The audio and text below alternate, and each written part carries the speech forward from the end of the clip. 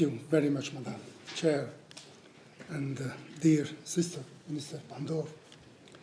Let me start by expressing my sincere appreciation to you for convening this timely meeting.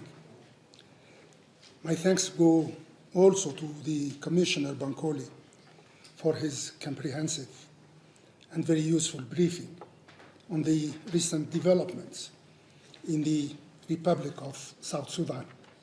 I would like to recall from the outset that our committee has been created first and foremost to support this sisterly nation in the implementation of the 2018 revitalized agreement to end the conflict and enjoy the peace dividends. And I believe that we all agree that our help is more needed today as South Sudan heads towards a very sensitive phase in its history and a very important one,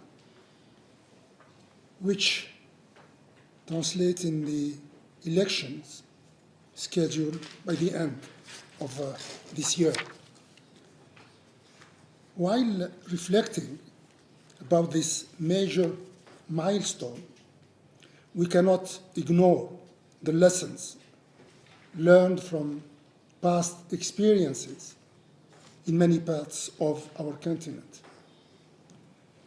These experiences have taught us that elections can either help reduce tensions or, on the contrary, exacerbate them further.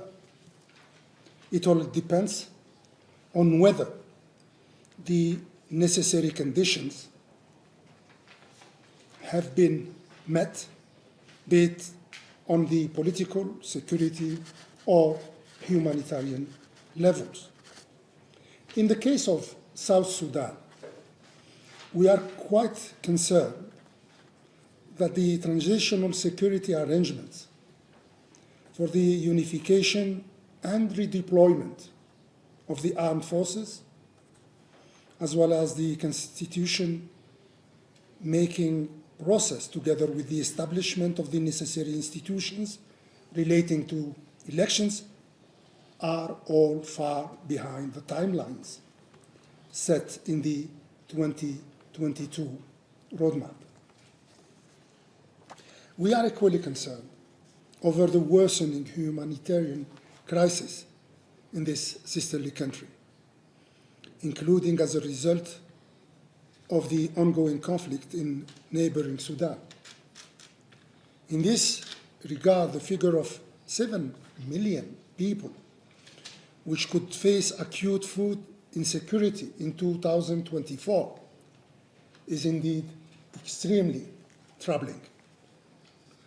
On top of all of this, we are worried about the decreasing international interest in the situation in South Sudan, which has translated into lack of support and even suspension of financial assistance to the key peace process monitoring mechanisms.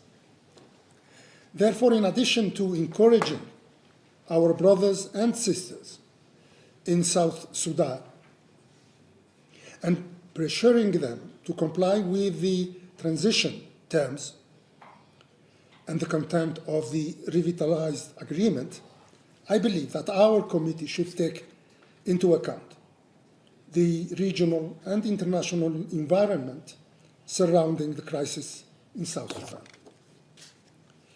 With this in mind, I fully support the proposal for our committee to undertake an assessment and solidarity mission to South Sudan as early as possible.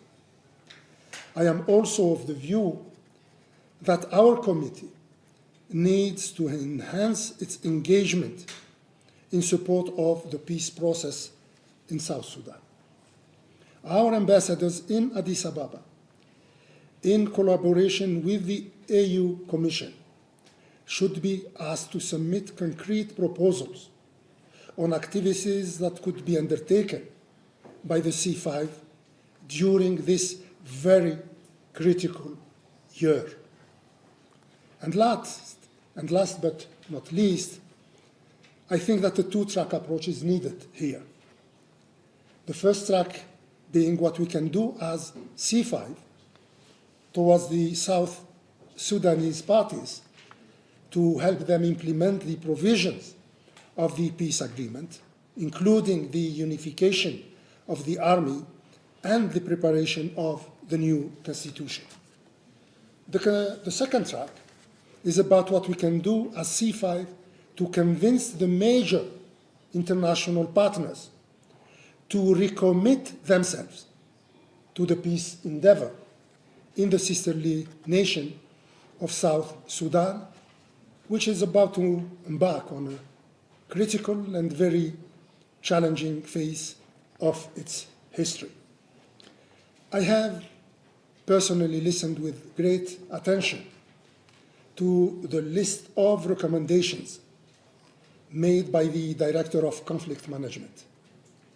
I want to refer specifically to the recommendation dealing with the support of our countries to the electoral process.